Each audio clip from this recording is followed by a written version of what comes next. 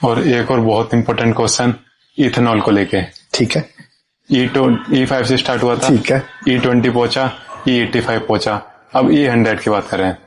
तो ऐसे तो हमारी बाइक खराब हो जाएंगी, कैसे गन्ने का जूस डाल के चलाएं बाइक?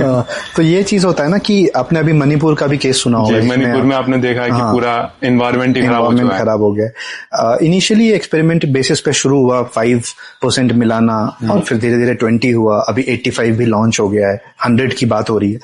इसमें सबसे पहला चैलेंज तो ये है कि इसकी जो फंक्शनैलिटी है, वो इंजन वाली चीज जो है, पेट्रोल इंजन, वो इसको किस लेवल तक सस्टेन करे। क्योंकि आप मीडिया में देख रहे होंगे कि बहुत सारे लोग शिकायत कर रहे हैं कि हमारा जो इंजन है उसका फंक्शन कम हो गया है। अभी एक रिसेंटली आपने देखा होगा रील में कि एक गाड़ी थी जो 30 से ऊपर जा ही नहीं पा रही थी, उसकी इंजन पिंप हो गई थी और उनको अभी बहुत 250-300 किलोमीटर जाना था। तो वो तो इंजन के चैलेंजेस तो हैं ही। अब सवाल है ना कि आप इसको एक्सपेरिमेंट बेसिस पे कर रहे हैं तो सिर्फ फ्यूल चेंज करने से नहीं होगा। जहां से ये आ रही है चीजें, इसका इंजन में कितना बदलाव हुआ है उस पे ज्यादा मैटर करेगी चीजें। तो हमारी सरकार ज्यादा फ्यूल पे तो रोक लगा रही है कि इसको मैं कम से कम पॉल्यूशन करूं, बट इंजन का क्या? तो इंजन को देखना पड़ेगा। दूसरी चीज, अगर स्विच करें ईवी में तो उसके लिए इंफ्रास्ट्रक्चर चाहिए जी, जो कि अभी उतनी एडिक्वेट नहीं है। ठीक है, तो ये चीजें होती है। लेकिन इन सब के बीच में तुम इन्वायरमेंट को भूल ही गए। इन्वायरमेंट की तो बात आई नहीं रही कहीं भी।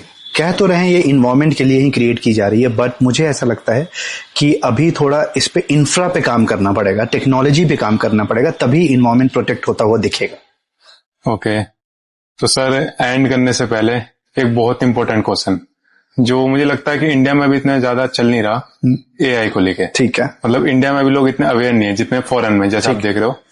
तो आपको क्या लगता है एआई के फ्यूचर कहाँ तक जाएगा? क्या इंडिया यहाँ पे भी पीछे रह जाएगा? आर्टिफिशियल इंटेलिजेंस का बहुत बड़ा रोल है आज के डेवलपमेंट के स्टेज में। जैसा आप जानते हो, हम एक कंज्यूमर बेस्ड कंट्री हैं, जहां हम 150 बिलियन तो हैं, करेक्ट? 150 बिलियन नहीं, हम 150 करोड़ तो हैं। तो 150 करोड़ कंज्यूमर ज्यादा बन के रह गए हैं, क्योंकि हम मॉडर्न टेक्नोलॉजीज इंपोर्ट करते हैं, उसको यूज करते हैं। यानी हम कहीं ना खुद को वेस्टर्न सिविलाइजेशन में हम आके बैठ गए हैं, क्योंकि सारी चीजें जो हम आजकल यूज करते हैं उधर की ही है। आप कुछ बोलते हो कि हमारे लोग वहां जाके अच्छा कर रहे हैं, इसमें कोई दो राय नहीं है। सत्तर नडेला है और सुंदर पिचाई है, हाँ, ये सब अच्छा कर रहे हैं, बट ये इनोवेट नहीं कर रहे हैं। वहां चीजों को मैनेज भले कर रहे हैं, बट इनोवेट नहीं कर रहे हैं। अब वो वापस सिस्टम पे काम कर रहे हैं। अब वापस तो इंडिया वो आएंगे नहीं। हमारे को चाहिए आज, या तो आप वॉरफेयर हो, वो भी मॉडर्न वॉरफेयर हो गई, जैसा आपने ईरान में देखा कि कन्वेंशनल वॉरफेयर नहीं लगा, आप तलवार लेके बंदूक लेके 1-to-1 फाइट नहीं कर रहे। ठीक है, तो एक इकोसिस्टम जरूर क्रिएट होना चाहिए। जैसा नेशनल एजुकेशन पॉलिसी आई थी, जैसा नेशनल एजुकेशन पॉलिसी आई थी, तो एक इकोसिस्टम क्रिएट करने की जरूरत है जिसमें इनोवेशन बेस्ड हमें एडुकेशन मिले और हम डिग्रीज के लिए ना जाए। वो एक चेंज है जो अभी टाइम होगा, जिसमें 10 साल 15 साल लगते हैं, बट वो कल्चर आना बहुत जरूरी है। जैसे हम बोलते हैं हम डेमोक्रेटिक कंट्री हैं, तो डेमोक्रेसी और डेमोक्रेटिक कल्चर में बहुत फर्क है।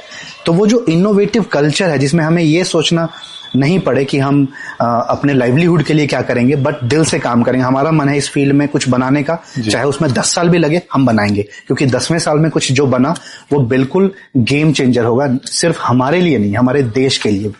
वो विश्वास एक सिस्टम ही दिलाती है आपको, अदरवाइज आप परेशान रहते हैं अपने जीविकोपार्जन और लाइवलीहुड की चीजों में।